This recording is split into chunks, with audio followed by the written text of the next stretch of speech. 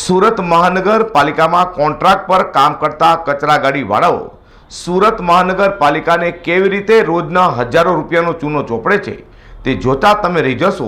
જુઓ G24 news ચેનલનો વિશેષ અહેવાલ। તમારા ઘર કે સોસાયટીમાં કચરો લેવા માટે સુરત મહાનગરપાલિકા દ્વારા રોજ સવારે કે પછી સાંજે ગાડીઓ સીટી વગાડતા આવે છે અને તે લોકોને તમે કચરો પણ આપી દો છો, પરંતુ આ કચરા ગાડીવાળાઓ વધુ નફો કરવા માટે શું કરી રહ્યા છે તે તમને ખબર છે? જુઓ આ વિડીયો।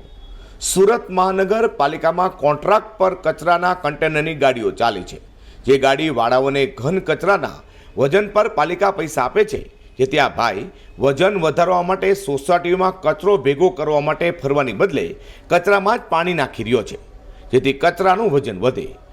આવી રીતે આ તો એક જ વિડીયો સામે આવ્યો છે, પરંતુ મોટા ભાગના લોકો સુરત મહાનગરપાલિકાના તંત્રને રોજનો હજારો રૂપિયાનો ચૂનો ચોપડવા માટે આવી રીતે કચરામાં પાણી નાખી રહ્યો છે।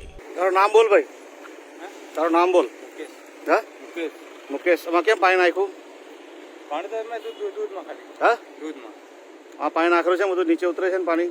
નહીં તો બધા આ તો પેલા વજન એટલે દૂધમાં કાંટે બેસે ને હા તો પાણી નાખીને વજન થોડું કરી જાય।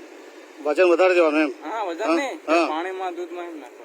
હા દૂધ કા છે બતાવ, દૂધેર ઉપર બતાવ દૂધ બતાવ। ખાલી થોડું બહુ સુકાવામાં નાખી દે। આમાં કેમ બધું પાણી પાણી છે નીચે? તો ખાલી 2 કલાક થાય એટલા ભરીને કેટલું ખાલી ભર્યું? હા ખાલી 2 ઘંટા ભરીને કેટલું ખાલી ભર્યું? ખાલી 2 કલાક 2 કેટલા ભર્યા ને કેટલું ખાલી ભર્યું? પાણી નાખ્યું પણ આ બાજુ પાણી નાખ્યું ને? પાણી નાખ્યું ખાલી 2 કેટલા ભર્યું? 2 કેટલા નાખ્યા? કેમ એમ ખાલી એમ કેમ? એમ ખાલી હે ખાલી પાણી ખાલી વધે કેમ? પણ કઈ કારણ હશે ને પાણી નાખવાનું? કાંટે હાટે બેસવા દે વજન કાંટા પર વજન વધે પછી એમ? કોઈ કીધું જવું કરવાનું? તો નાખી દે અમુક તમે લોકો નાખી દો પાણી રે થોડું કઈ। અને તે જે તે સુરત મહાનગરપાલિકાના ઘન કચરાનો વજન કરનારોને ખબર ના હોય તે અશક્ય છે, જેથી જ આ બધું લોલમ લોલ ચાલે છે। આ વિડીયો ભેસતા ન હોઈ શકે છે તેવું જાણવા મળ્યું છે।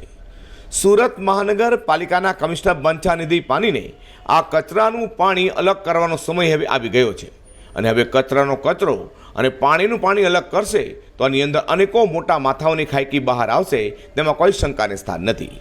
પ્રકાશવાળા સાથે હર્ષદ સેઠા, G24 ન્યૂઝ।